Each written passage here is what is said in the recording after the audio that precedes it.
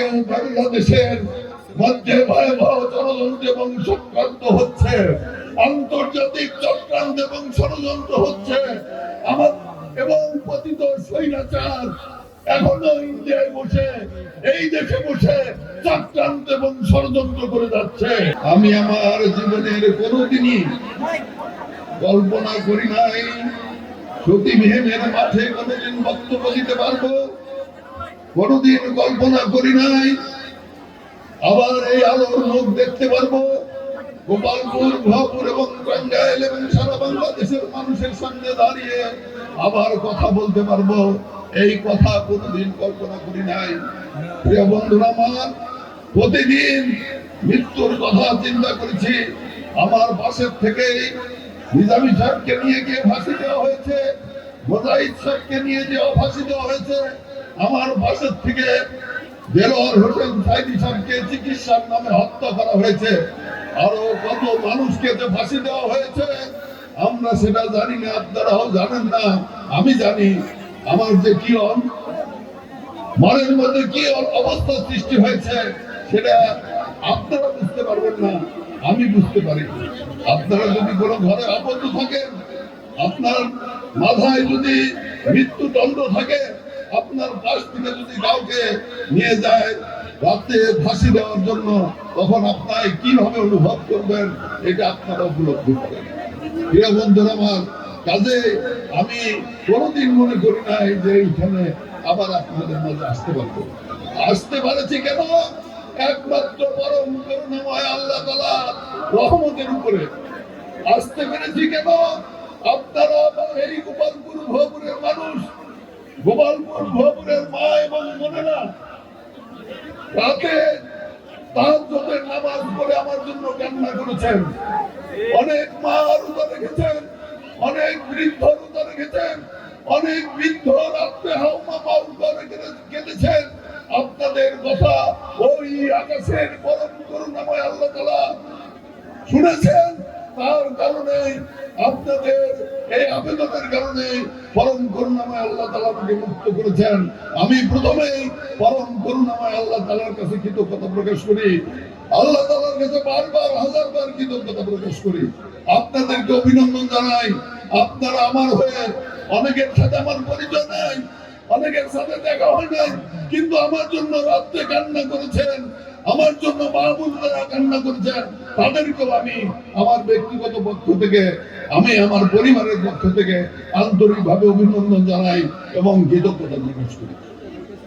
প্রিয় বন্ধুরা আমার, আমি এই 17 বছর ছিলাম না, আমার সাথে অনেক বন্ধু বান্ধবরা ছিল যারা মৃত্যুবরণ করেছে।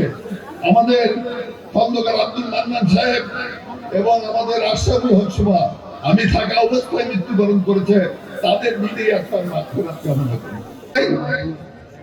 আমি তো যখন প্রথম গ্রেপ্তার হই, তখন এই গোপালপুরের হিন্দুরা এবং টাঙ্গাইলের হিন্দুরা প্রেস ক্লাবের সামনে গিয়ে মানববন্ধন করেছিল এবং আমার মুক্তির জন্য তারা সাংবাদিক সম্মেলন করেছিল এবং 2 ঘন্টা সেখানে অবস্থান করেছিল। তাদের প্রতি আমি কৃতজ্ঞতা প্রকাশ করছি যে তারা আমাদের সাথে কাজ করছে, তাদেরকেও আপনারা খেয়াল রাখবেন। গোপালপুর লের যে সামাজিক ব্যবস্থা ছিল, একজন আরেকজনকে শ্রদ্ধা করত, মুরব্বীকে ছোট বয়সীরা শ্রদ্ধা করত, সেই সামাজিক অবস্থা আজকে ভেঙে খান খান হয়ে গেছে। কেউ কারো শ্রদ্ধা করে না। ওরা এই খালি দুর্নীতি করে নাই, সমাজ ব্যবস্থাকেও ধ্বংসে চুরমার করে দিয়ে গিয়েছে। কাজে এই পতিত আওয়ামী লীগ যা করেছে আমরা তাই করবো? পতিত আওয়ামী লীগ লুটপাট করেছে, চাঁদাবাজি করেছে, মাদকের ব্যবসা করেছে, গোপালপুরকে উচ্ছিন্ন নিয়ে গিয়েছিল, আমরা কি তাই করবো? আমি আপনার কাছে বলতে চাই, অনেক কথাই শুনি, আজকে আমরা সমাবেশ করলাম, আগামীকাল থেকে যাতে তা শুনি আমাদের মধ্যে কেউ অন্যায় কাজের সাথে জড়িত আছে, আর যাতে না শুনি কেউ মাদকের ব্যবসা করতেছে, কেউ মাদকের সাথে জড়িত যদি করে থাকেন, তাদের কিন্তু বাংলাদেশ জাতীয়তাবাদী দলে কোনো স্থান হবে না। আরেকটি কথা বলতে চাই, অনেক নেতারা দল ভারী করার জন্য, পকেট ভারী করার জন্য আওয়ামী লীগের নেতাদেরকে, আওয়ামী লীগের কর্মীদেরকে পাশে টাইনে আনতেছেন। তাদেরকে বলতে চাই, 17 বছর কারাগারে ছিলাম, যারা আন্দোলন এবং সংগ্রাম করেছে তারাই নেতৃত্ব দিবে, তারাই প্রিয় বন্ধুরা, এই কথাটি বলে রাখলাম। আরেকটি কথা বলে রাখলাম, পলাশীর আমরা কারণে যখন বাংলার স্বাধীনতা নিমজ্জিত হয়, বাংলার স্বাধীনতা নিমজ্জিত হয়, আম গাছের ভাগ দিয়ে জনগণ দেখেছে, প্রতিবাদ করে নাই। একটি করে ঢুল ছিললেও প্রাইভেট সৈন্যরা বাংলা দখল করতে পারত না, পারত। আজকেও বাংলাদেশের মধ্যে ভয়াবহ ষড়যন্ত্র এবং চক্রান্ত হচ্ছে, আন্তর্জাতিক চক্রান্ত এবং ষড়যন্ত্র হচ্ছে। আমার এবং পতিত স্বৈরাচার এখনো ইন্ডিয়ায় বসে, এই দেশে বসে চক্রান্ত এবং ষড়যন্ত্র করে যাচ্ছে। আপনাদের পাশে মিশে, আপনাদের মধ্যে মিশে, আপনাদের মধ্যেও বিভ্রান্ত সৃষ্টি করে, ভুল বোঝাবুঝি সৃষ্টি করে, দ্বন্দ্ব লিপ্ত করে বাংলাদেশের স্বাধীনতা, বাংলাদেশের সার্বভৌমত্ব নস্যাৎ করার চেষ্টা করছে।